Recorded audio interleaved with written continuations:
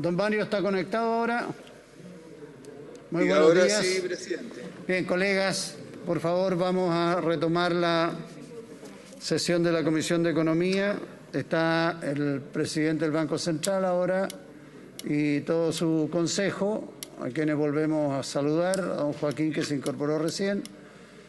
Y entonces procedemos a darle la palabra para los efectos de que el Banco Central, a través de su presidente, nos rinda el informe de estabilidad económica. Tiene la palabra don Mario.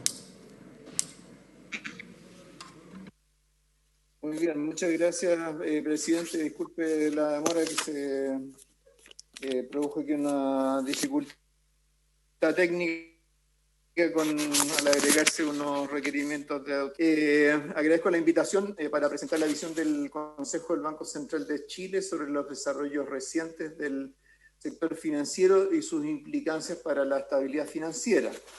Esto corresponde a lo establecido en la Ley Orgánica Constitucional del Banco, que le asigna la responsabilidad de velar por el normal funcionamiento de los pagos internos y externos, que es lo que asociamos directamente a nuestra preocupación por la estabilidad financiera.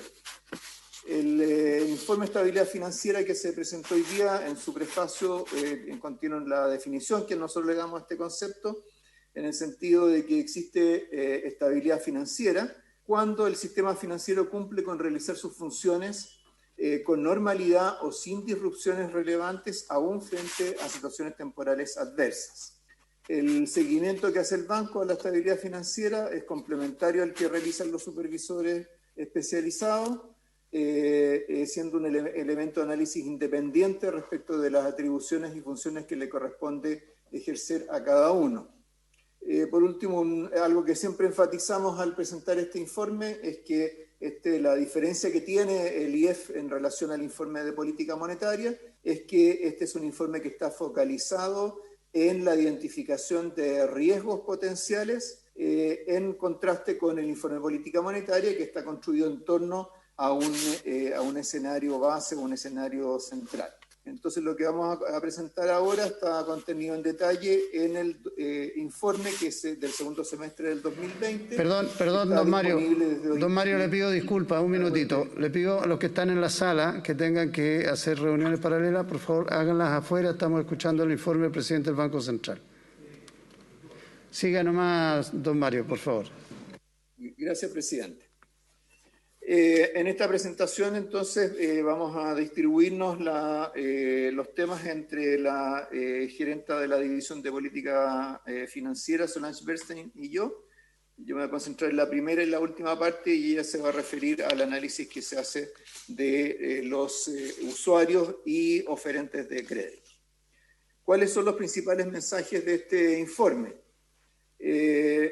Primero, por supuesto, que la economía chilena ha continuado enfrentando los efectos de la emergencia sanitaria global y sus repercusiones sobre los mercados financieros.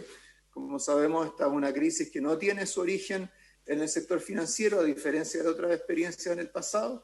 Eso no la vuelve una crisis menos severa, todo lo contrario, y el sistema financiero está llamado a cumplir un rol para ayudar a amortiguar el impacto de este shock que han recibido todas las economías del mundo. En particular, las condiciones financieras internacionales han permanecido relativamente favorables, pero subsistiendo una alta incertidumbre en torno a la evolución de la situación sanitaria, de la situación económica y en cierta medida de la situación política, lo que se ha traducido en una mayor sensibilidad de los mercados a eventos no previstos. El sistema financiero en Chile ha logrado soportar una coyuntura particularmente desafiante, en parte gracias a las medidas excepcionales de apoyo al crédito, la liquidez y a la gestión de riesgo de los mercados adoptados por las autoridades, incluido, por cierto, el Banco Central. Pese a esto, existen riesgos relevantes asociados, en primer lugar, a una prolongación mayor a la anticipada del shock real, y segundo, a desarrollos locales, incluidos cambios en la normativa legal que pudiera dificultar el funcionamiento de los mercados, la liquidez o la solvencia de las instituciones financieras. Con todo lo que ha avanzado este episodio de inestabilidad y de crisis en la economía mundial, y al mismo tiempo cómo han ido respondiendo los agentes económicos, tenemos que tener claro que estos agentes han tenido un deterioro en su situación patrimonial, ya sea porque han aumentado su endeudamiento o han hecho uso de sus ahorros, y eso los hace más vulnerables frente a escenarios de tensión adicional. De manera que el uso de holguras para enfrentar los desafíos, todos los desafíos que hemos tenido en el último año, por supuesto, hace que los hogares, las empresas, los bancos no estén en la misma situación en la que estaban a mediados del año pasado. Con esto, entonces, se hace especialmente importante la necesidad de sostener un adecuado balance entre la mantención de condiciones financieras favorables para la economía, por otro lado, un monitoreo y apoyo a la estabilidad del sector financiero ante episodios de tensión, de los cuales han habido varios y probablemente no los últimos, y transitar desde la contención del impacto de la crisis, que fue nuestro foco hasta hace poco tiempo, al apoyo a la recuperación. Nosotros como Banco Central vamos a continuar aplicando nuestro instrumental para mitigar riesgos para la estabilidad financiera, pero es importante enfatizar que estas medidas tienen costos crecientes y tienen distinta efectividad frente a distintos eventos.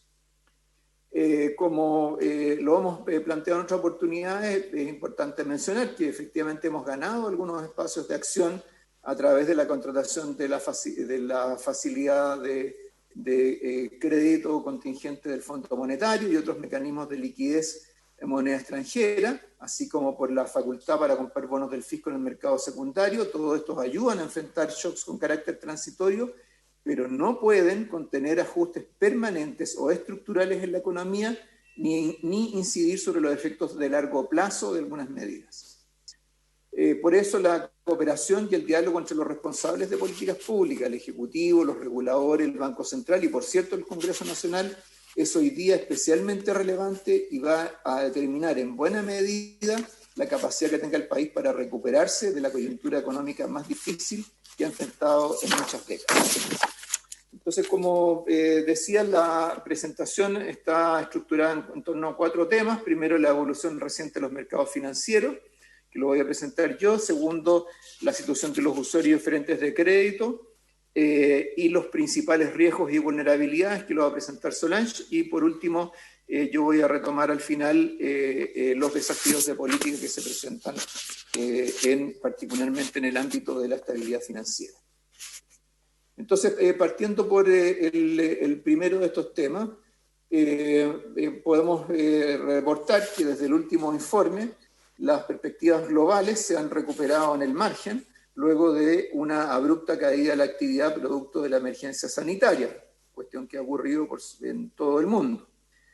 Sin embargo, persiste la incertidumbre por los rebrotes de contagio que hemos estado observando especialmente en el hemisferio norte en el último tiempo. Para abordar los efectos de la pandemia, diversos bancos centrales han implementado medidas de inyección de liquidez sin precedentes, que han ido mucho más allá de lo que se hizo durante la crisis financiera internacional, y esto ha permitido mantener condiciones favorables en los mercados financieros internacionales.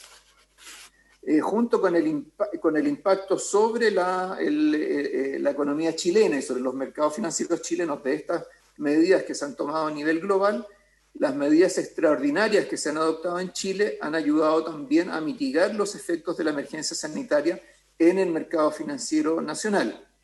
Adicionalmente, el Banco Central ha debido implementar medidas especiales para evitar correcciones abruptas en los mercados financieros, en este caso producto de eventos locales, es decir, no hemos tenido que hacer cargo no solamente del shock que proviene de la situación global y de la pandemia, sino que también de eventos locales como fue en su oportunidad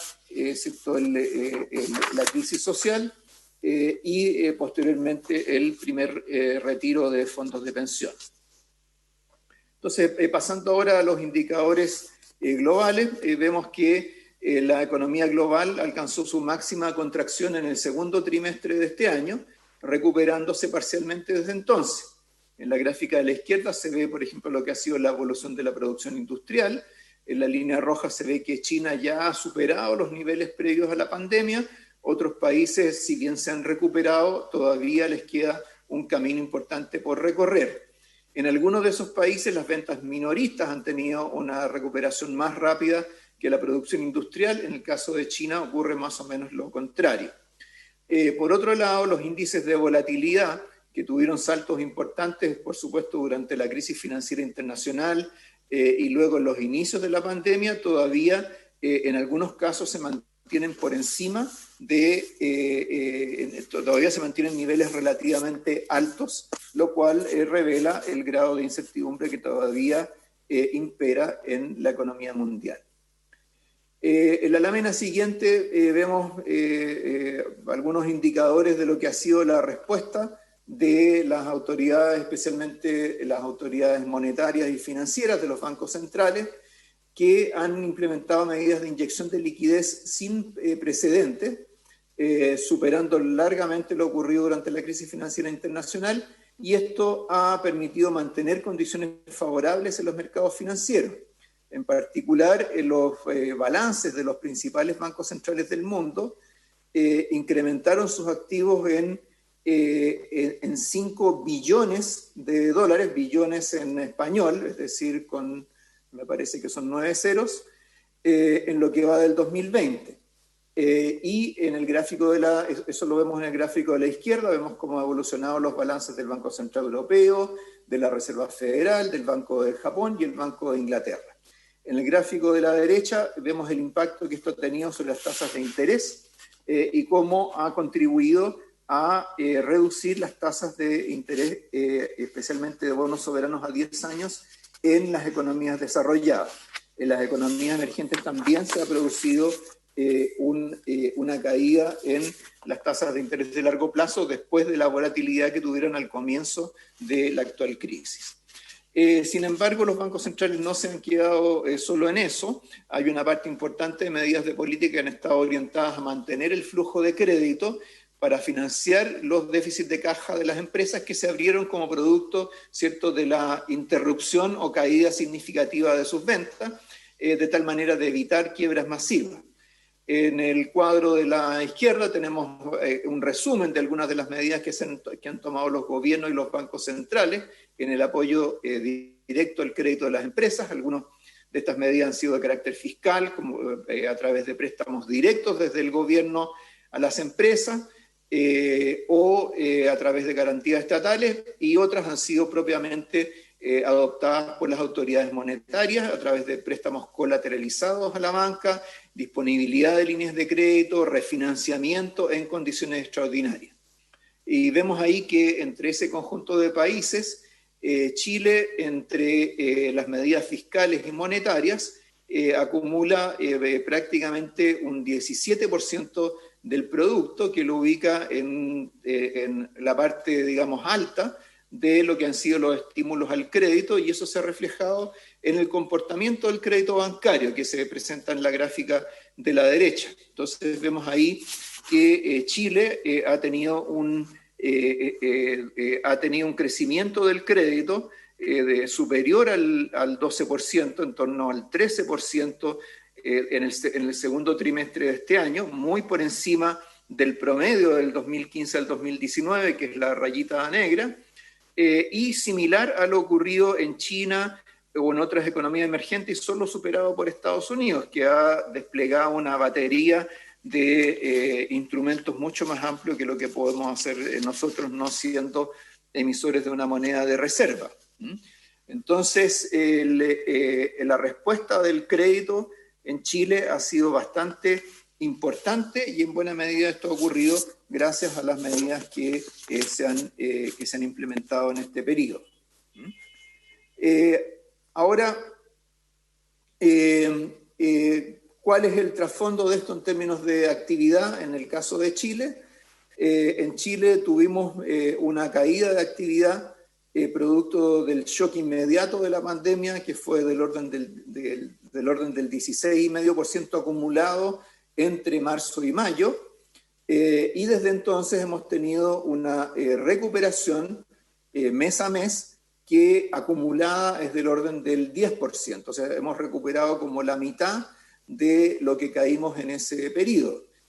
Por supuesto, esto ha tenido impacto sobre todos los sectores, pero mucho más importante en los sectores intensivos en contactos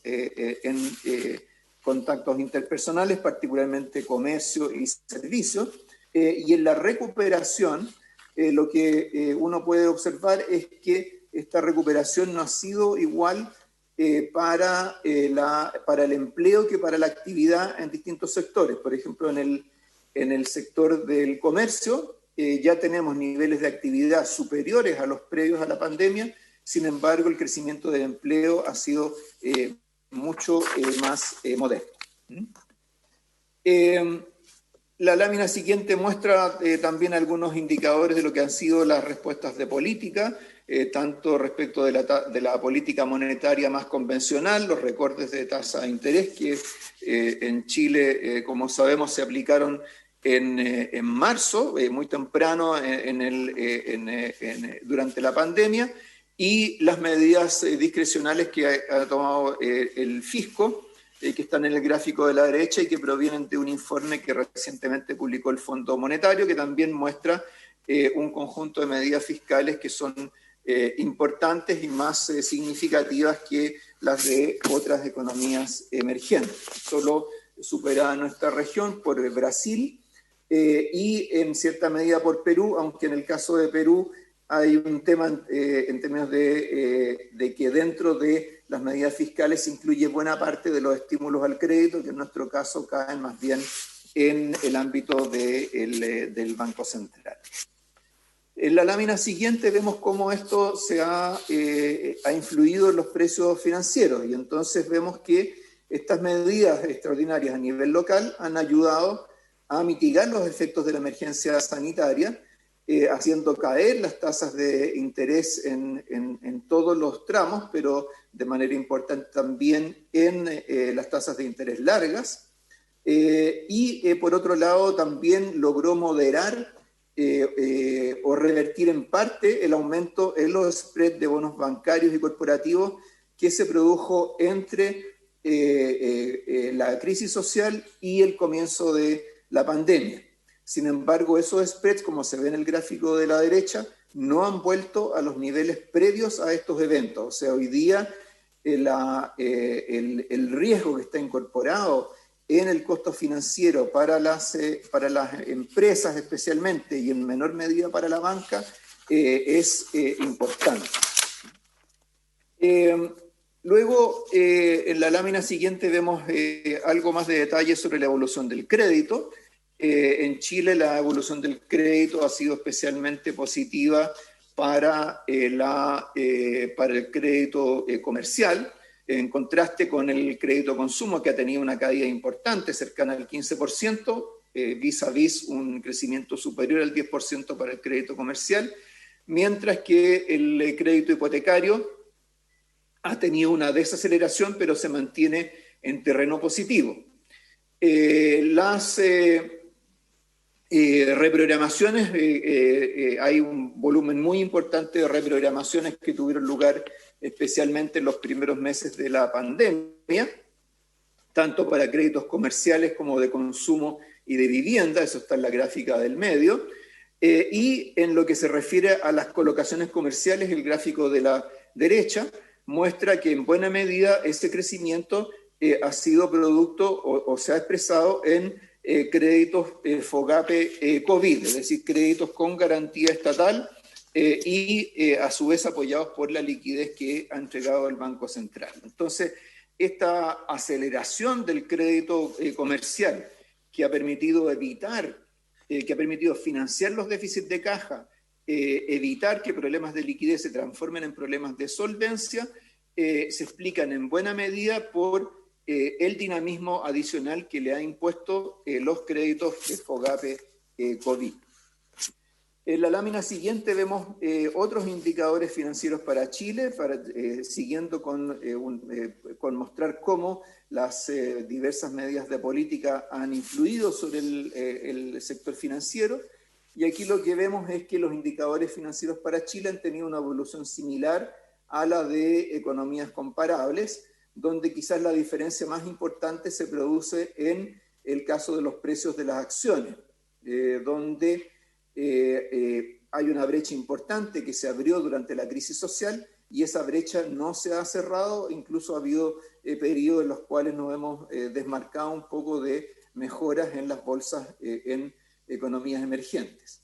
En otros indicadores, tipo de cambio, tasas de interés a 10 años, spread soberano, en general la evolución ha sido favorable y similar a la que han tenido otros países que también han aplicado medidas de contención de la crisis como lo que hemos hecho nosotros. Ahora, hay un tema que, sin embargo, donde se nota una diferencia, que es respecto de la volatilidad de ciertos precios financieros. Y esto lo vemos en estos dos gráficos.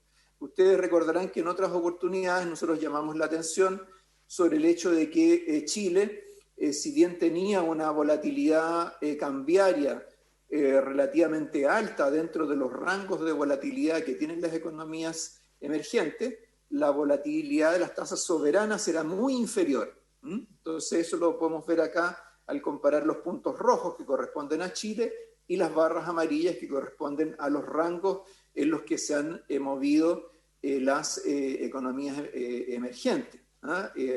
Los puntos azules corresponden a los exportadores de materias primas como Australia, Canadá, Noruega y Nueva Zelanda. Entonces eso que era bastante consistente hasta mediados del 2020 cambió significativamente con la crisis social y pasamos a tener una volatilidad cambiaria sustancialmente mayor a la de estas economías con las cuales nos comparamos en el último trimestre del 2020, y al mismo tiempo también tuvimos un aumento de volatilidad en las tasas soberanas muy importante, que se ve la diferencia entre el punto rojo y la barra amarilla en el gráfico de la derecha. Posteriormente esto ha tendido a atenuarse, pero mantenemos un grado de volatilidad cambiaria relativamente alto en esta comparación, y nuestras tasas soberanas están teniendo una volatilidad similar a la de otros países comparables. Entonces eso quiere decir que nuestra capacidad para aislar el mercado de capitales doméstico de lo que ocurre en el resto del mundo se ha reducido. Y eso ha sido el producto combinado de lo que ocurrió durante la crisis social y lo que ha ocurrido durante los meses de la pandemia, particularmente el hecho de que tengamos un grado de incertidumbre mayor del cual gozamos durante muchos años, ¿no? Entonces es un tema que es importante tener en mente. Por otra parte, también hay otros factores que contribuyen a la volatilidad, como es el aumento de la frecuencia de las recomendaciones de asesores privados que recomiendan a los afiliados cambiarse de fondos de pensiones. En los últimos 12 meses se han registrado más de 24 recomendaciones distintas. Solo en los últimos 10 días hemos tenido 3 recomendaciones distintas. Cada vez que esto ocurre, entonces tienen que recomponerse los activos de los fondos de pensiones. Eso a su vez incide sobre los precios de los activos financieros y especialmente sobre el tipo de cambio. Entonces, lo que ha ocurrido es que esto ha ido transformando una situación en la cual los fondos de pensiones actuaban como amortiguador de la volatilidad que venía del exterior, a una situación en la cual hemos tenido varios episodios en los cuales los movimientos de los fondos de pensiones han aumentado la volatilidad, han sido, por así decirlo, procíclicos, ¿no? Es difícil entender cuál es el beneficio que le reporta todo esto al país, pero creo que es importante hacer notar que en este aumento de la volatilidad en el mercado financiero y en la volatilidad cambiaria, este tema de los movimientos de fondos es un tema importante, no es un tema secundario. Por otro lado, dicho eso, en la lámina siguiente vemos que entonces, pese a condiciones financieras que se han mantenido favorables, en buena medida apoyadas por un conjunto de políticas que se han ido implementando, se mantiene una alta sensibilidad a eventos no previstos. En el gráfico de la izquierda tenemos un índice de estrés en los mercados financieros locales que reproduce una metodología que ha comenzado a aplicar el Fondo Monetario. Vemos cómo esta aumentó en el último trimestre del año pasado y volvió a hacerlo en marzo, abril de este año y se mantiene relativamente alto en relación a periodos anteriores. Y en el gráfico de la derecha tenemos indicadores de percepciones de incertidumbre que también se mantienen relativamente altos. Con eso entonces le paso la palabra por su intermedio, presidente, a Solange Bersten para que pase a presentar la situación de los usuarios y oferentes de crédito, que es una componente importante de este informe. Tiene la palabra, señora Solange. Gracias, presidente. Por su intermedio, entonces, paso a presentar las secciones 2 y 3 de este reporte. Las dificultades financieras de las firmas, producto de las interrupciones de su operación, han sido parcialmente contenidas por emisiones de deuda y facilidades especiales de crédito, como lo mostró hace unos minutos atrás el presidente Marcel. En tanto, los hogares han visto disminuida su capacidad para generar ingresos, lo cual ha estresado su posición financiera, demandando el apoyo de políticas excepcionales. Las transferencias fiscales se masificaron a partir de junio y esto ha sido bien importante y esto se sumó entonces a el retiro de ahorros previsionales. En el caso de este último, el Banco Central contribuyó a que esto se produjese sin tensionar los mercados financieros.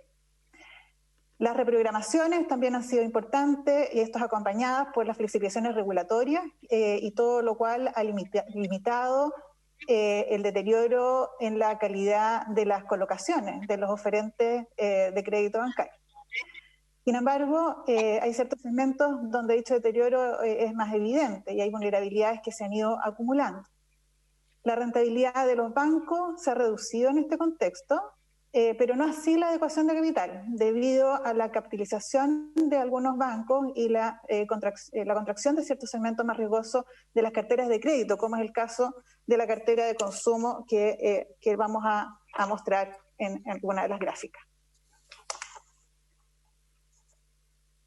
La deuda total, como se ve en el gráfico de la izquierda, de las empresas alcanzó un 134% del PIB a septiembre de este año, correspondiente entonces a un alza de 3 puntos porcentuales en relación al primer trimestre, y esto representa un crecimiento anual de 13,7% de la razón de deuda PIB. Esta expansión se explicó, como muestra el gráfico de la derecha, en orden decreciente de incidencia por la depreciación del peso, que es el área verde que ven ustedes en la gráfica de la derecha, un mayor crecimiento real del crédito local y también la caída del PIB, que afecta entonces a la razón de deuda a PIB en el caso de las empresas, haciendo que ésta aumente. En las gráficas siguientes, entonces, vemos que una parte importante de este mayor dinamismo del crédito comercial ha sido producto de la implementación de medidas especiales, como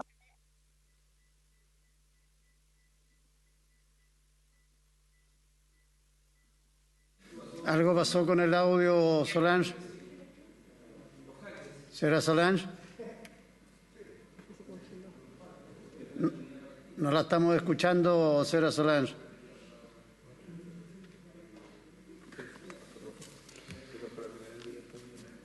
¿El problema de ella o es nuestro acá en la sala?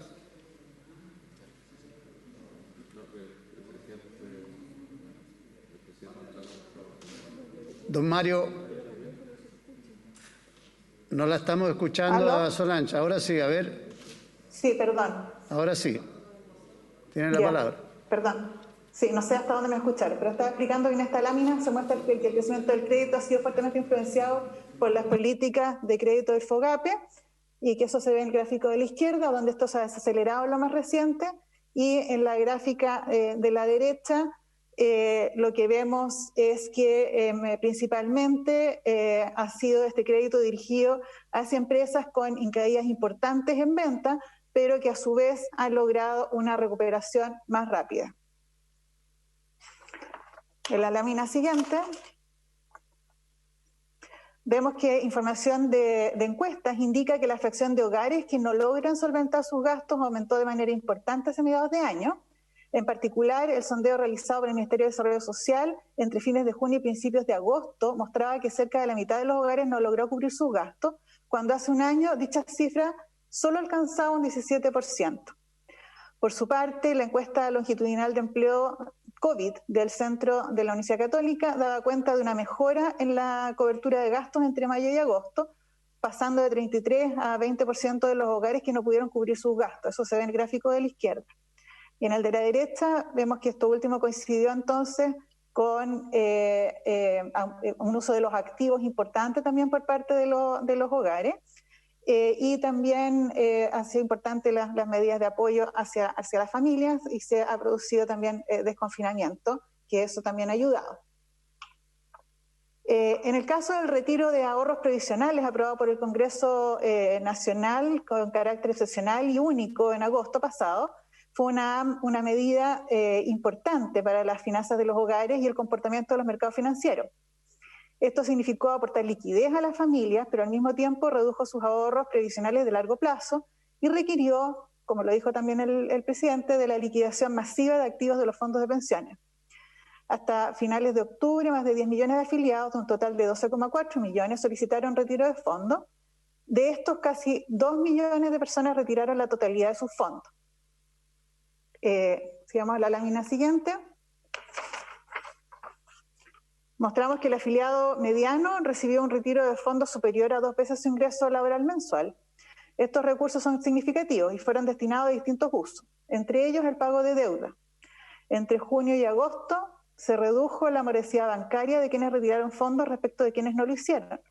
Respecto a los afiliados con deuda bancaria en situación de mora, en promedio cerca de 15 centavos por cada peso retirado fue a pagar esa deuda morosa. Sin embargo, los fondos tuvieron también otros destinos. En particular, numerosas instituciones financieras promovieron productos de inversión para quienes retiraban el 10%, y hasta la fecha desconocemos la proporción exacta que se utilizó para distintos fines. También hay alguna evidencia de que una proporción significativa de afiliados declaró tener la intención de invertir los fondos en un negocio existente o nuevo. Por otro lado, vemos en el gráfico de la derecha que los saldos en cuentas bancarias personales se encuentran actualmente muy por encima de las cifras de junio pasado. Lámina siguiente, vemos cómo se cambió el portafolio de los fondos de pensiones para materializar, digamos, el retiro, liquidando principalmente inversión al extranjero y bonos bancarios. En el caso de los bonos bancarios, recordar que el Banco Central tenía disponibles programas, como se ve en la lámina siguiente, donde el rol entonces que jugó el Banco Central, la Superintendencia de Pensiones y las mismas administradoras de fondos de pensiones, incidió en los efectos indeseados, los potenciales efectos indeseados sobre el mercado financiero del primer retiro, acotando entonces su impacto. El Banco Central en particular anunció un conjunto de medidas a fines de julio para resguardar la estabilidad del sistema financiero, la compra de bonos bancarios, el programa de compra contado con venta a plazo, la ventanilla de compra de depósitos, y estas medidas permitieron apoyar el proceso de liquidación de activos que debían realizar las AFP. Más allá del uso o no de estos mecanismos, lo importante es que entregaron al mercado una señal de protección que fue efectiva. En el caso de la superintendencia, se implementó una serie de medidas que buscaron flexibilizar los límites de inversión en ciertas contrapartes e instrumentos, además de autorizar el uso de nuevos instrumentos para facilitar entonces el reacomodo de los portafolios de los fondos de pensiones. Las AFP, a su vez, prefirieron liquidar una gran parte de activos en el exterior, como lo mostré en la lámina que acabo de mostrar antes, en mercados que tienen una alta profundidad, donde las ventas de esta magnitud tienen impactos poco significativos. También dar cuenta de que la liquidación del portafolio entonces coincidió con la habilitación de las ventanillas que puso a disposición el Banco Central, donde en la lámina siguiente vemos que las medidas del Banco Central entonces tuvieron por objetivo mitigar los impactos sobre el mercado financiero, considerando el tipo de instrumentos que los fondos de pensiones requerían liquidar y la capacidad de actuar del mismo Banco Central.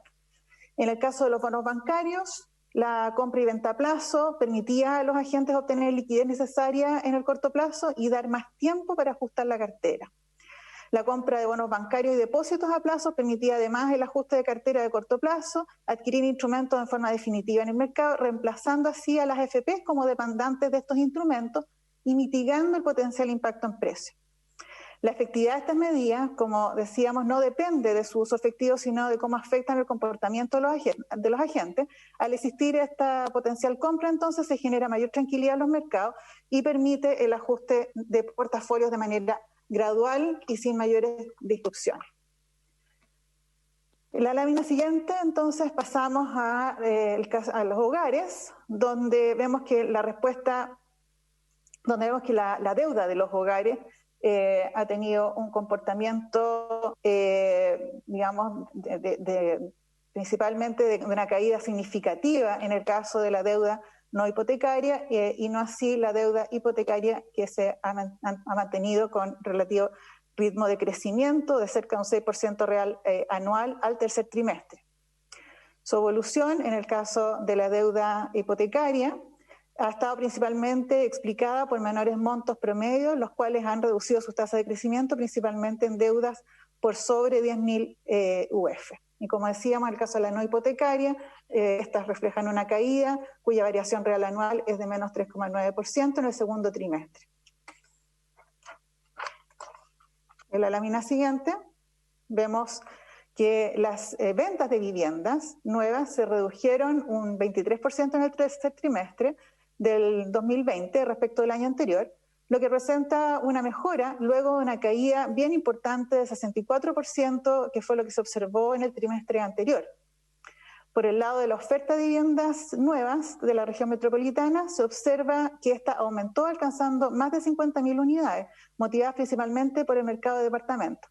Gran parte de esta oferta se encuentra en etapas iniciales de construcción, y eso es importante en términos de que mitiga la necesidad de liquidar por parte de las empresas del sector y reduce entonces las presiones sobre los precios, que se han mantenido creciendo a una tasa de en torno al 4%.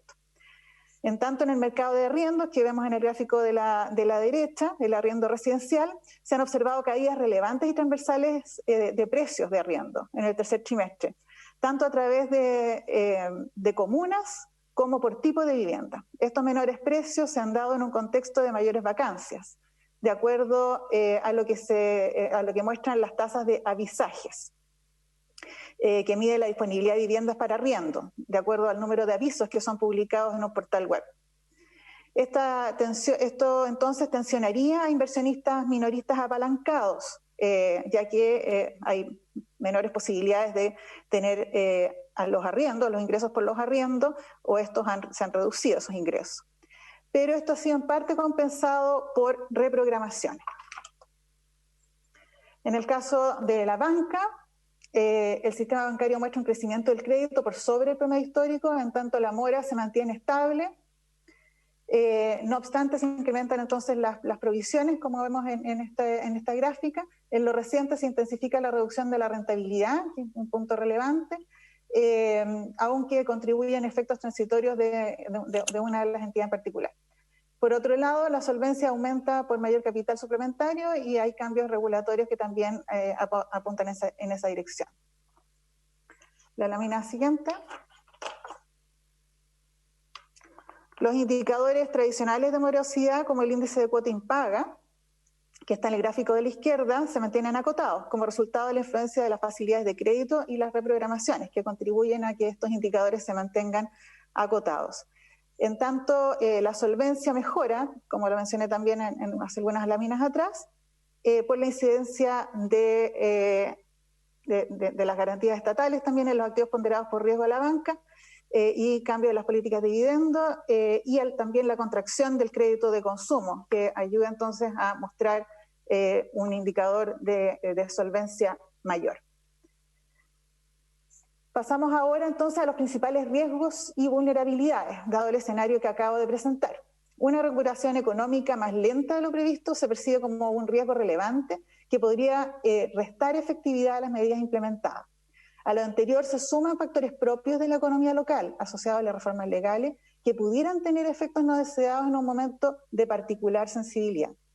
A pesar de que las medidas de política han contribuido a mitigar los efectos de la pandemia, se han estrechado los márgenes de ajuste, y si bien entonces el incremento del crédito ha sido esencial para enfrentar el impacto inmediato de la pandemia, el mayor endeudamiento y las menores holguras de capital vuelven más vulnerables a las firmas y oferentes de créditos frente a escenarios de tensión mayor. Vemos la lámina siguiente, este mapa de riesgos y vulnerabilidades que tradicionalmente presentamos en el IEF, donde los principales riesgos están asociados entonces a la persistencia del shock y deterioro de la actividad a nivel global. También hay menor espacio y efectividad de medidas de política para mitigar los impactos de la crisis, a medida que esta avanza y se profundiza y se prolonga. Hay desarrollos locales, incluidos cambios al marco legal que pueden dificultar el funcionamiento de los mercados financieros, la liquidez o solvencia de las instituciones. En términos de las vulnerabilidades con las cuales se enfrentan estos riesgos y que podrían amplificar su impacto, tenemos a empresas y hogares con menor capacidad de pago, más deuda y una mayor exposición de los bancos a riesgo de crédito.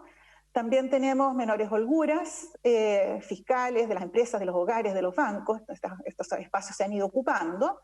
Tenemos una ausencia del registro consolidado de deuda, tema que hemos mencionado en varios IEF.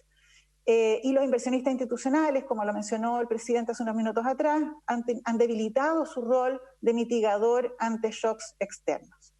En términos de los mitigadores, tenemos políticas vigentes, también como lo mencionó el presidente, de liquidez en bancos centrales aquí en Chile y a nivel global, las reprogramaciones de deuda que han sido importantes, los créditos FOGAPE-COVID, y partimos con bajos niveles de incumplimiento, lo cual es un punto, digamos, también favorable.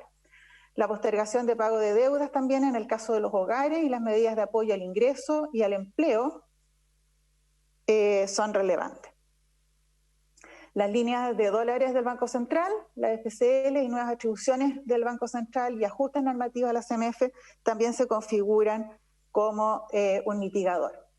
Si vamos a la lámina siguiente, vemos que muchas de las políticas de apoyo fueron originalmente diseñadas como un puente de financiamiento para enfrentar un periodo breve de caída en liquidez e ingreso. Sin embargo, la emergencia sanitaria se ha prolongado más allá de lo previsto originalmente. Y esto provoca entonces deterioros significativos en la actividad económica y en el mercado laboral.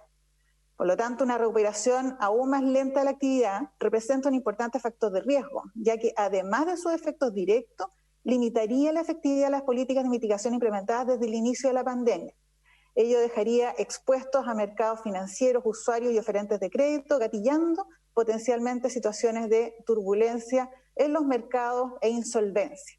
Por lo tanto, aquí a medida que nos vamos moviendo hacia la derecha, entonces las medidas van siendo menos efectivas. Las diversas medidas de alivio de liquidez de bancos centrales, tanto en Chile como en el mundo, han reducido la volatilidad de los mercados y colaborado en la absorción de shocks y reasignación de riesgos. Sin embargo, estas políticas, cuya magnitud supera a lo de la crisis financiera global, reducen la capacidad de acción de las distintas instituciones hacia el futuro. En el caso del Banco Central, vemos acá la importancia que tienen las políticas en su balance y cómo estas han incidido también en la composición de pasivos de la banca. La lámina siguiente. Las medidas implementadas han sido fundamentales entonces en mantener la liquidez y evitar quiebra de empresas, pero la persistencia del shock las llevaría a registrar pérdidas relevantes en el futuro. Es así como desde el IEF anterior se ha mejorado de manera bien significativa la posición de liquidez de las firmas reportantes, que son las que mostramos en estas dos gráficas. Estos ejercicios son hechos con firmas que reportan a la CMF y un ejercicio que mide los meses de caja ante un escenario con menores flujos de entrada da cuenta de un 16% de las empresas que podría cubrir sus gastos por menos de 6 meses sin percibir ingresos. Y aquí es importante notar la diferencia con el informe anterior, donde esta proporción alcanzaba un 53%, por lo tanto, con información a marzo. Por lo tanto, hemos pasado de un 53% de las firmas que no lograban entonces cubrir por más de 6 meses de caja sin recibir ingreso a solo un 16%. Sin embargo, a pesar de esta mejora en la situación de liquidez, aumenta el porcentaje de firmas con pérdidas en un escenario estresado. Entonces, lo que vemos en la derecha es un ejercicio de tensión que permite evaluar la situación financiera de un grupo de firmas reportantes a la CMF, donde lo que se ve es que el impacto puede ser relevante en términos del número, del porcentaje de empresas con pérdidas. Las estimaciones indican entonces que un 37% podrían registrar pérdidas al cierre del 2021, donde casi la totalidad de este resultado se asignaría más al shock de actividad. Vamos a la siguiente gráfica, donde ahora vemos para el caso de empresas que la banca evalúa individualmente, que se financian con crédito bancario, y se observa que al mes de septiembre hay un ligero aumento de la deuda en riesgo respecto del informe de estabilidad financiera previo. En un escenario de tensión ahora, que supone un deterioro generalizado de las clasificaciones de riesgo de estas firmas, debido justamente a la contracción económica, si no mediaran mitigadores, o sea, sin considerar las garantías estatales que hoy día están operando, se estima que la deuda en riesgo podría aumentar de manera significativa. Así, en un escenario intermedio, que son las barras del medio del gráfico de la izquierda, vemos cómo aumentaría entonces la deuda en riesgo, que podría llegar a un 3% del PIB, lo que se compara con un 2,6% calculado para enero. Asimismo, lo que vemos en el gráfico de la derecha es que si bien el mayor endeudamiento ha permitido a las firmas sobrellevar los efectos de la emergencia sanitaria, una mayor extensión de la pandemia podría ampliar el impago, sobre todo de aquellas firmas más apalancadas, que es lo que vemos en el gráfico de la derecha, donde ante una caída en ventas, el impago aumenta de manera más sustantiva cuando se trata de empresas apalancadas. En el caso de los hogares, ahora un ejercicio de tensión para el caso de los hogares nos muestra que en un escenario de alto desempleo, que podría llegar entonces en este ejercicio de tensión, estamos mostrando un ejercicio en que llega hasta el 18% de desempleo y produciría un aumento sustancial de la proporción de individuos vulnerables, es decir, con una carga financiera superior al 40% de su ingreso, lo que se traduciría en un impago, un mayor impago, pasando del 1,2 al 2,1% del PIB en el transcurso de un año. Esto sería similar a lo que se observó en la crisis financiera global. Si vamos a la lámina siguiente, vemos que las reprogramaciones que mencionó el presidente en la primera parte de esta presentación han sido bien relevantes y se concentran en el primer mes de vigencia del programa de reprogramaciones, y lo que vemos acá es que permitieron entonces disminuir de manera considerable la morosidad, o sea, es uno de los elementos que permite reducir la morosidad, pero a su vez lo que observamos en esta gráfica es que han aumentado las provisiones en la banca, y las provisiones indican pérdidas esperadas, o sea, cuánto a futuro se espera que eventualmente pudiese aumentar el impago. Y por lo tanto, hoy día hay un aumento de provisiones previendo que eventualmente pudiese venir una situación de impago mayor hacia futuro, y esto se ve tanto en la cartera comercial, especialmente en la cartera de consumo, e incluso en la cartera de vivienda. Si vamos a la lámina siguiente, vemos los resultados de los ejercicios de tensión de los bancos, que indican que el sistema bancario entonces continúa en una posición financiera suficiente para enfrentar una contracción de actividad mayor a la presentada en informes previos. Sin embargo, el aumento del riesgo de crédito, que supera la mejora reciente de la solvencia, que ya documenté hace unas láminas atrás, provoca entonces que las holguras estimadas, una vez aplicado este escenario de tensión, sean inferiores a lo que hemos observado en ejercicios previos. Y en la lámina siguiente vemos que la reducción del valor de las garantías, que también es un tema que hemos mencionado en varios informes anteriores, podría implicar un aumento considerable de las pérdidas de los bancos. puesto que en el caso de las garantías, que son un mitigador de riesgo, también en el fondo, si es que se produce un evento sistémico y se reduce su valor, entonces su rol de mitigador es menor. En tanto, las holguras de capital del sistema continúan con una tendencia a la baja, que se ha acentuado en lo más reciente, lo que reduce entonces la capacidad de los bancos para enfrentar una prolongación de la debilidad económica, manteniendo el crédito activo. La lámina siguiente nos muestra la exposición de la banca a oferentes de crédito no bancario, que también hemos mencionado en algunos informes previos, que constituye una vulnerabilidad adicional, dada la mayor morosidad que tradicionalmente muestran estas carteras, estas instituciones, y además en este caso la crisis sanitaria ha afectado de manera relevante, digamos, a quienes son clientes de estas entidades. Eso sería por mi parte, y pasamos entonces a la sección 4, que va a presentar el presidente. Sí, por intermedio, presidente. Entonces, para terminar, sí, Mario. ¿qué es lo que podemos considerar como balance a estas alturas con toda la información que hemos compartido? Lo que podemos decir es que, bueno, nos hemos enfrentado a dos shocks sucesivos en el curso de un año. El segundo de ellos de magnitudes que superan todo lo experimentado en muchas décadas, para algunos países en 100 años, para otros serán 70, para nosotros serán 35, pero ha sido un shock de enorme envergadura, que en el caso nuestro además se combina con el efecto de la crisis social. Pero, sin embargo, la economía chilena ha sido capaz de responder en una forma algo menos negativa, es cierto, que otras economías comparables, en buena medida porque hemos movilizado al sistema financiero para ayudar a compensar el efecto de estos shocks. Eso es especialmente claro en el caso de las empresas, donde las medidas de acceso al crédito se activaron muy rápidamente en este ciclo. Eso ha evitado las quiebras masivas que son características de las recesiones y que provocan efectos de largo plazo.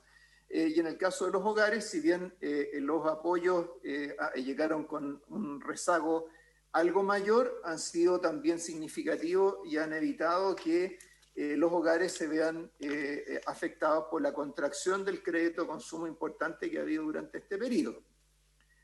Sin embargo, por supuesto, para lograr todo esto hemos tenido que echar mano de muchas holguras, holguras en el ámbito de la política, holguras de los agentes económicos, holguras del sistema financiero. Hemos tenido que ser muy creativos y muy innovadores en términos de las medidas que hemos adoptado, y entonces a partir de acá podemos decir que se abre como que los caminos se bifurcan. Es decir, si las cosas siguen evolucionando de manera positiva, gradualmente, con el efecto del desconfinamiento, la normalización de las actividades, vamos a poder decir que pese a haber recurrido a este aumento del crédito, dado los bajos costos del mismo, las empresas van a estar en mejores condiciones de poder servir la deuda y por lo tanto el efecto en cadena sobre la morosidad, la calidad de cartera de los bancos, las provisiones, etcétera, no va a ser un problema de gran envergadura. Sin embargo, también hay escenarios en que las cosas pueden ser peores. Lo principal, por supuesto, es que la emergencia sanitaria y el efecto sobre la actividad sea más largo de lo que hoy día estamos previendo. No estamos hablando de la extensión que ya tuvo lugar, sino que si acaso esto puede alargarse aún más. En esos casos, por supuesto, los mismos instrumentos de política no tendrían la misma efectividad. Hay un cierto límite de hasta dónde las empresas pueden tomar más deuda para financiar su capital de trabajo, por ejemplo. Y por otro lado, también dentro de ese segundo camino más complejo, también el riesgo es el que tengamos efectos sobre el sistema financiero que provienen de reformas legales que hoy día estamos discutiendo. Entonces, en ese sentido, hay que tener claro, se ilustra mejor en la lámina siguiente, que este ha sido un periodo extraordinariamente intensivo en la adopción de medidas. Muchas de ellas han sido de respuesta a la emergencia por parte del Banco Central, de la Comisión de Mercados Financieros, del Ministerio de Hacienda. Al mismo tiempo ha habido reformas que han seguido caminando, que son de más largo plazo, ajustes en el marco de la regulación cambiaria, la implementación de las regulaciones de Basilea III, el proyecto de ley sobre tarifas de intercambio, etc. Entonces, claro, mientras eso esté razonablemente separado, mientras tengamos claro que hay algunas medidas de emergencia que tienen un alcance limitado, que tenemos que pensarlas con un horizonte finito y tener la manera de ir retirándolas, mientras que otras reformas de más largo plazo se ubican en esa instancia y nos ayudan a mejorar nuestro mercado de capitales. También tenemos que reconocer que hoy día discutimos cosas que, teniendo un impacto en el corto plazo, también pueden tener influencia de largo plazo y algunas de ellas no necesariamente positivas. Entonces, claro, por un lado hay reformas que se han adelantado, se han acelerado para ayudar en la contingencia. Por ejemplo, el misceláneo financiero que se discutió hace poco tiempo en el Congreso. Por ejemplo, todas las normas para facilitar los procedimientos concursales.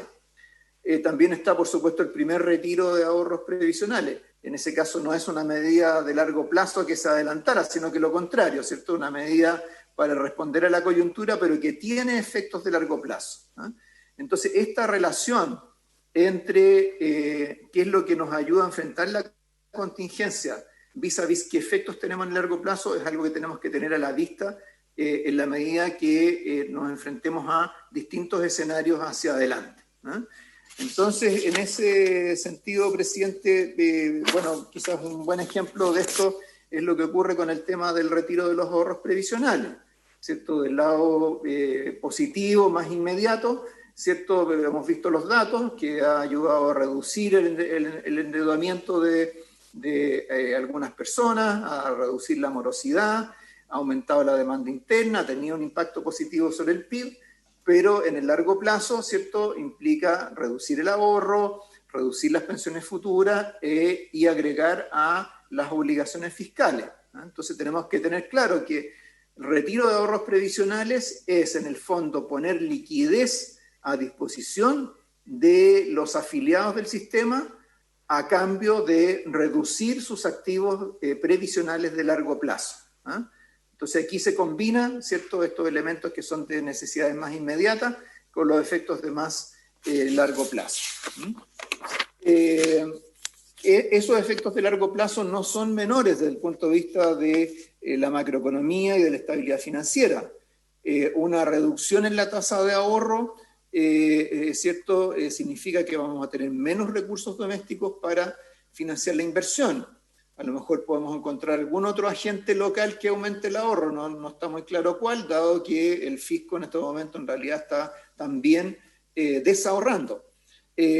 Alternativamente, ¿cierto?, podemos pensar en mantener la inversión y financiarla con ahorro externo. Eso significa un mayor déficit en cuenta corriente.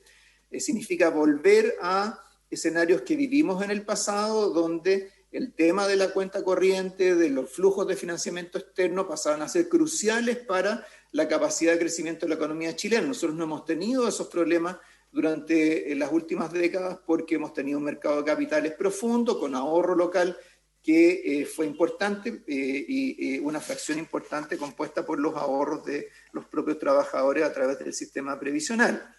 Y, por supuesto, a través del impacto sobre el ahorro, sobre la inversión, eso incide luego sobre el ingreso per cápita y sobre la dinámica de la economía y de la deuda pública.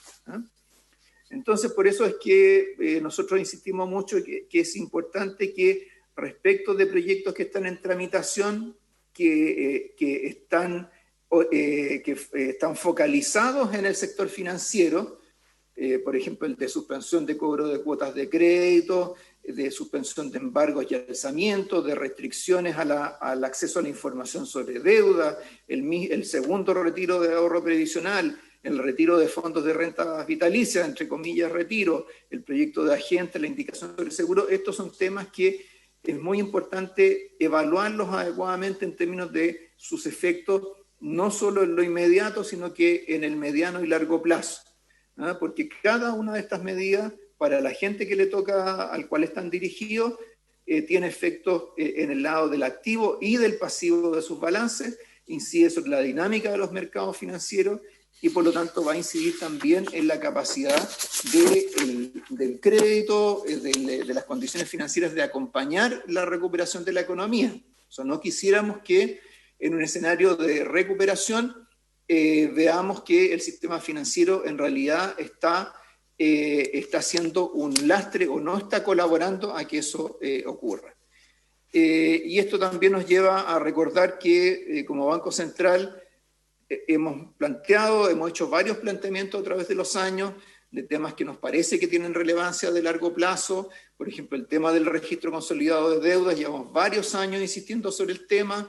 En el momento del estallido social nos dimos cuenta lo que pesaba la acumulación de endeudamiento sobre los hogares producto de este sobreendeudamiento de muchos de ellos.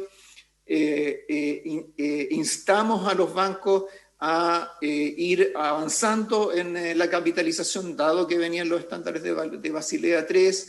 Llamamos la atención sobre los riesgos que involucraba el uso de garantías como indicadores de riesgo de crédito, la importancia de regular a los oferentes de crédito no bancario, implementar el modelo de 4 partes. Entonces, esto que pongo acá, presidente, no es para decir que es algo que nosotros lo dijimos y lamentablemente no hemos podido avanzar, sino que es para decir es importante que estos temas de largo plazo los incorporemos también, porque si no va a llegar un momento en que sí nos van a costar. Entonces nosotros, y con esto termino, presidente, la necesidad de un acceso continuo y sustentable al crédito, manteniendo un marco de evaluación y manejo de riesgo que preserve la estabilidad financiera, pone de manifiesto tanto las recomendaciones que nosotros hemos hecho a través de informes durante los años, como lo que tratamos de aportar en las discusiones de los proyectos de ley cuando, ¿cierto?, las comisiones nos invitan a dar una opinión al respecto. Nosotros tenemos un sistema financiero profundo, altamente integrado con el mundo, que requiere fortalecer sus mitigadores, que va a requerir recomponer las holguras financieras que se han consumido durante este periodo. O sea, es bueno que hayamos acumulado holguras financieras, es adecuado que las hayamos usado, pero si queremos volver a estar en una situación como esa, cuando venga otra contingencia en el futuro, vamos a tener que recomponer esas holguras. Es importante preservar un marco institucional sólido, creíble, estable, para mantener un buen funcionamiento de los mercados financieros. Esto hoy día es especialmente importante y nosotros, presidente, como Banco Central, estamos disponibles para continuar aportando a la discusión de las reformas de corto y de largo plazo e ir monitoreando, como lo estamos haciendo ahora a través de un informe, la evolución de los riesgos financieros para la economía chilena, que son riesgos no para las entidades financieras, son riesgos para la población, para los sectores productivos, para los pequeños empresarios, para los hogares. O sea, cuando hay un sistema financiero que no funciona bien, el bienestar en general del país se debilita y su capacidad para generar una economía inclusiva es mucho menor. Eso es lo que nos motiva, presidente, y quedamos a su disposición para las consultas que nos quieran hacer respecto y comentarios sobre este informe. Muchas gracias. Muchas gracias. Bien, muchas gracias a Mario Marcel y a Solange por el informe.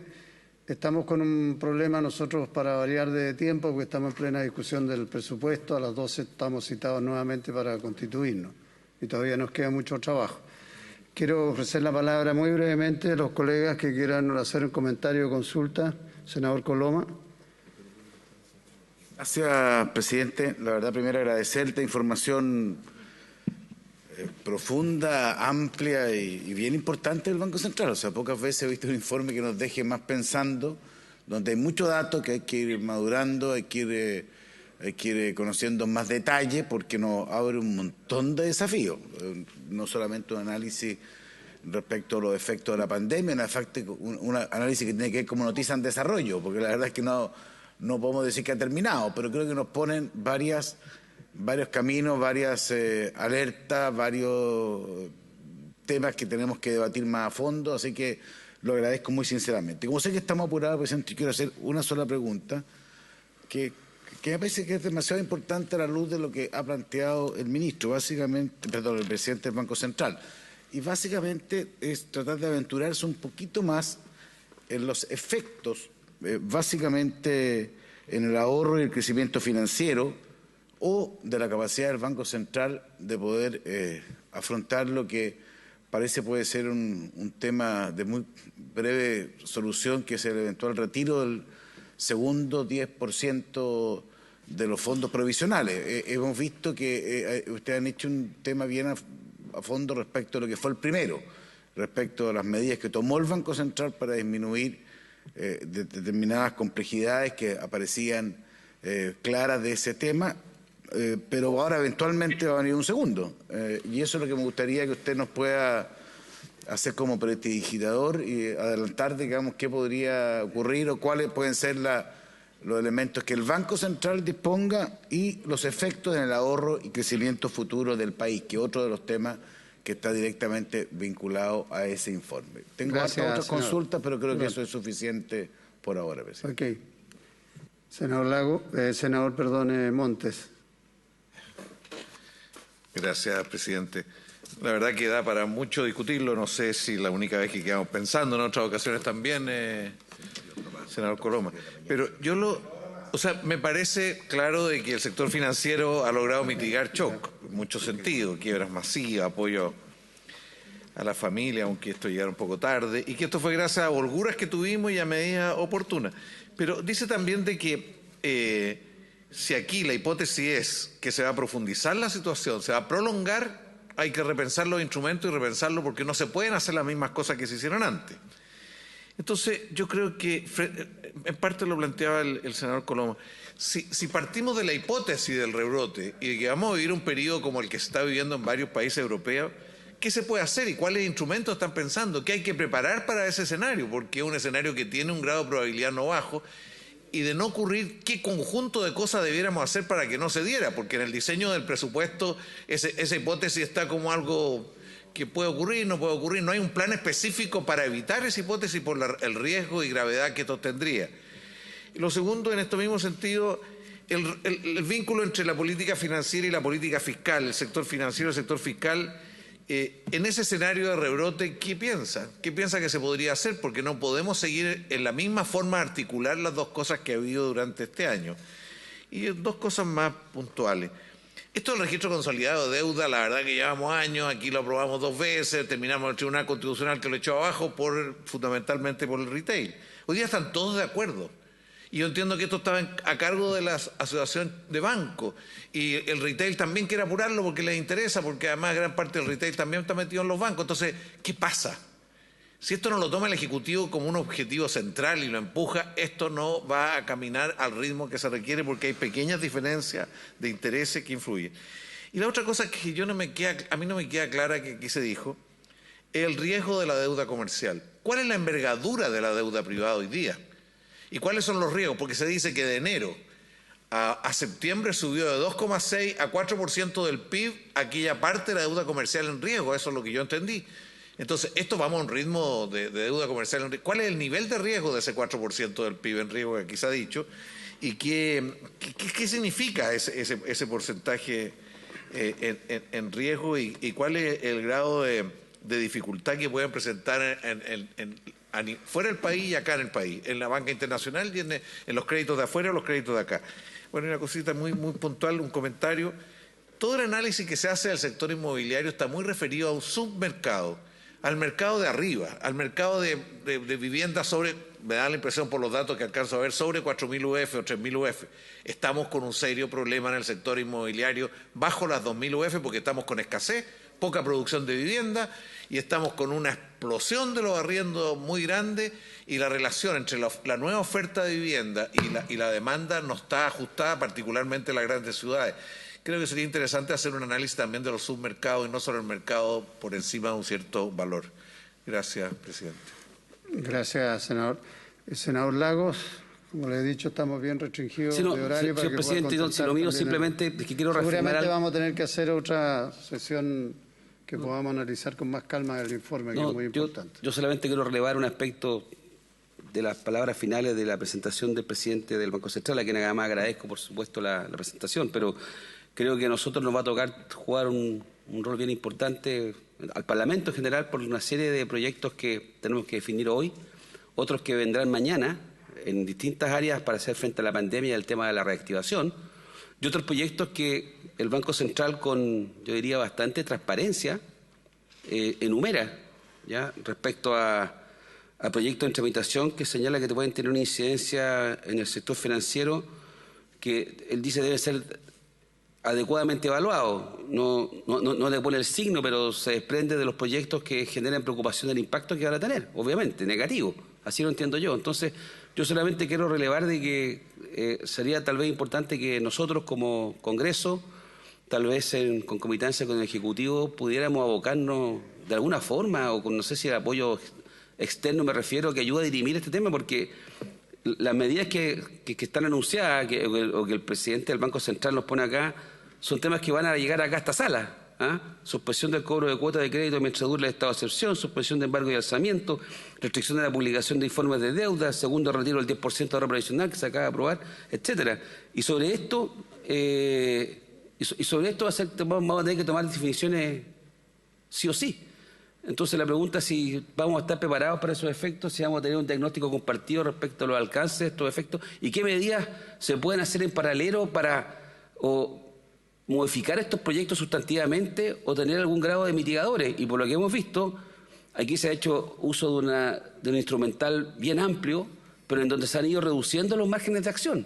Tal vez se han usado correctamente, pero ya hay menos holgura, tenemos menos capacidad fiscal, ya todo lo que acaban de explicar. Entonces, en este tema, tal vez más que un llamado a una pregunta al Banco Central, es una reflexión a nosotros mismos.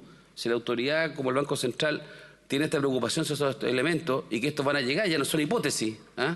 Lo del 10% ya no es una hipótesis, ya fue aprobado en la Cámara de Diputados, o sea, esto va a estar acá. Entonces, ¿qué vamos a hacer desde el punto de vista de la política pública en estas materias? No me gano ningún premio a la originalidad, pero es para decir que esto no son cosas en el aire. Esto nos va a llegar acá a esta sala y vamos a tener que pronunciarnos, y espero que tengamos la capacidad para encontrar un punto en esta materia.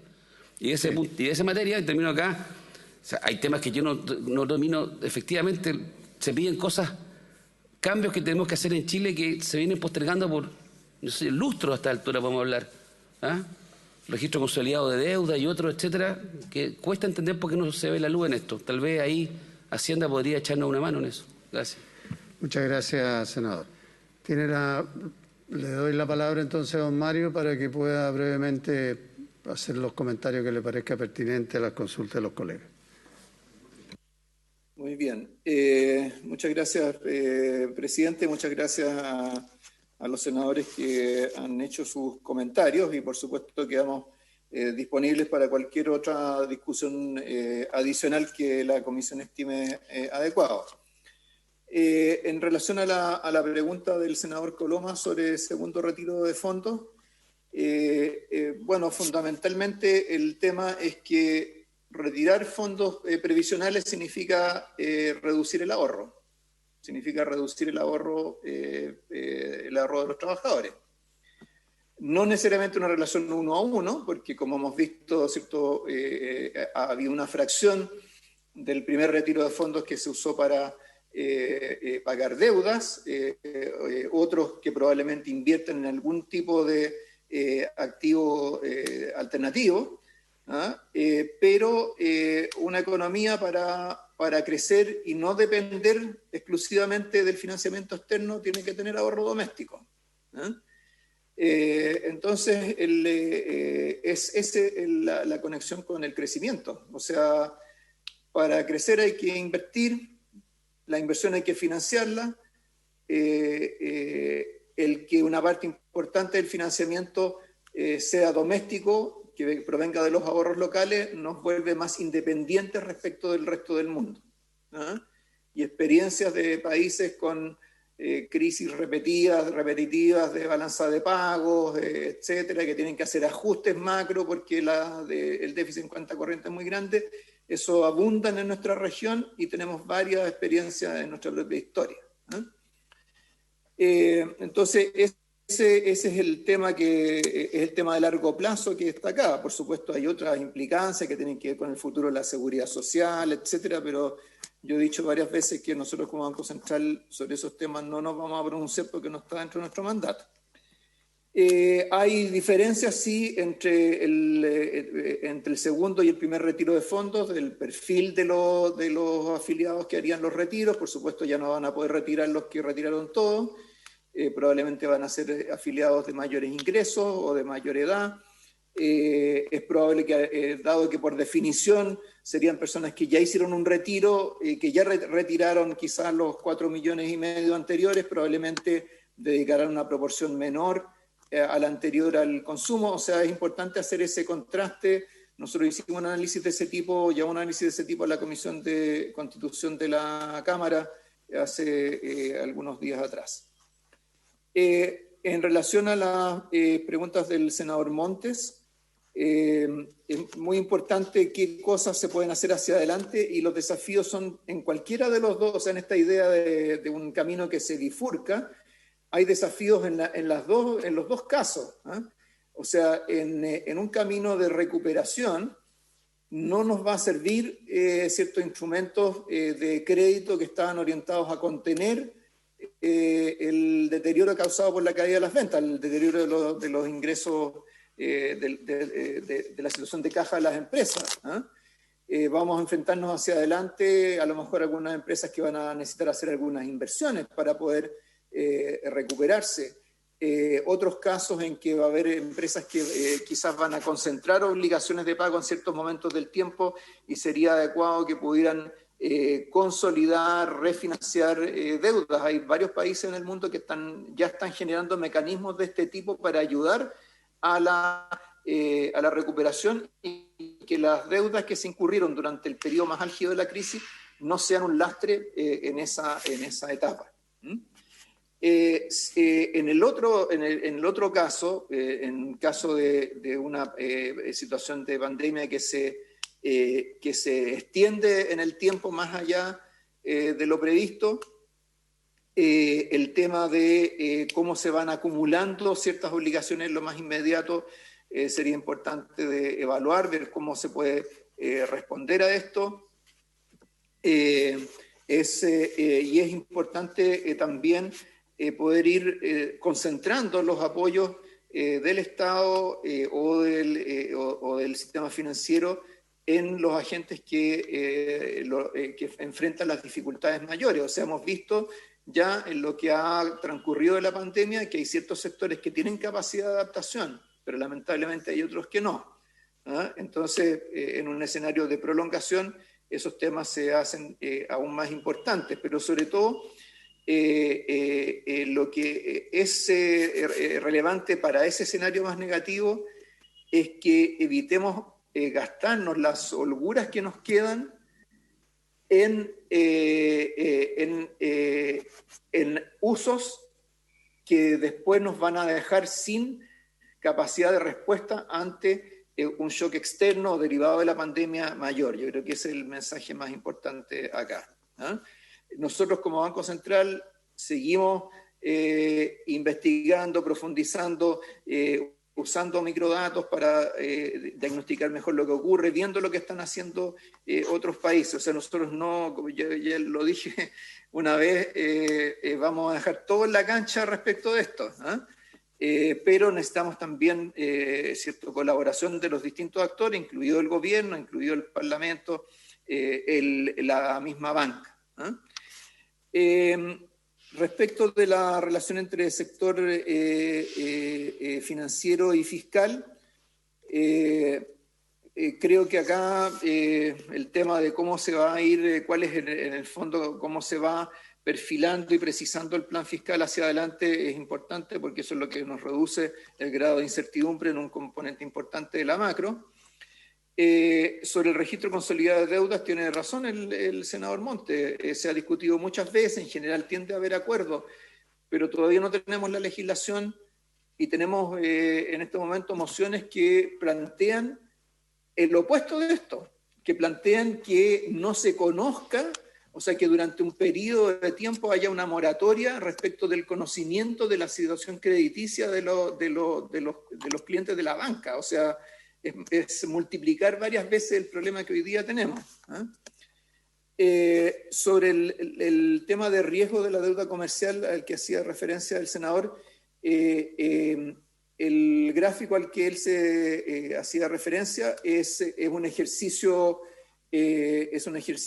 estadístico, no es que hoy día haya aumentado mucho la deuda comercial en riesgo, sino que dado la manera en que se encadenan las cosas en términos de actividad, déficit de caja de las empresas, cuánto podría aumentar la deuda en riesgo hacia futuro. Y sobre el sector inmobiliario, es cierto, no podemos presentar una evaluación exhaustiva de todas sus dimensiones. No es que hagamos una selección de un determinado tramo, sino que más bien nos concentramos en dónde están ocurriendo más transacciones de viviendas y créditos para vivienda, y efectivamente, si el tramo de menos de 2.000 UF está muy lento en términos de actividad, por supuesto va a aparecer, va a tener menos visibilidad en este análisis. Y por último, respecto del comentario del senador Lagos Weber, lo que está ocurriendo en este momento es que este conjunto de proyectos están todos confluyendo al Senado.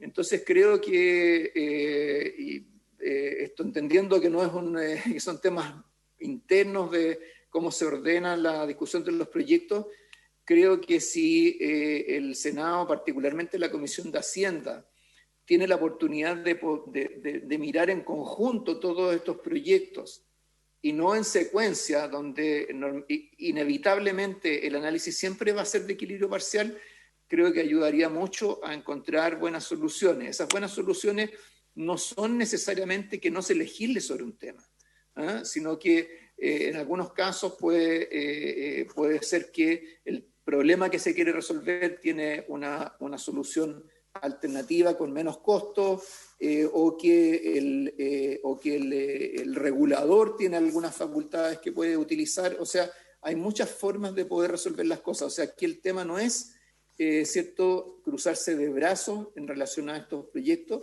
sino que tratar de darle el análisis, el mejor análisis que sea posible y encontrar las soluciones que minimicen los costos colaterales y los efectos de largo plazo que pueden ser perjudiciales para efectos de las perspectivas de evolución de la economía chilena, las empresas, los hogares, la situación económica de los trabajadores. Y gracias, presidente. Muchas gracias, señor presidente del Banco Central. También agradecemos a los señores consejeros, a la señora Solange, que le tocó hacer parte importante de la exposición, y esperamos poder hacer un seguimiento y una evaluación con más detalle. Les pedimos disculpas porque, como les informé, estamos entre medio de la discusión de la Comisión de Presupuesto. Se suponía que tendríamos que haber despachado el viernes pasado el proyecto de presupuesto y todavía estamos, no sabemos hasta cuándo. Así es que, agradeciéndole la presentación, la información, una vez más les damos las gracias y, habiéndose cumplido el objetivo de la sesión, se levanta. La grabación se ha detenido.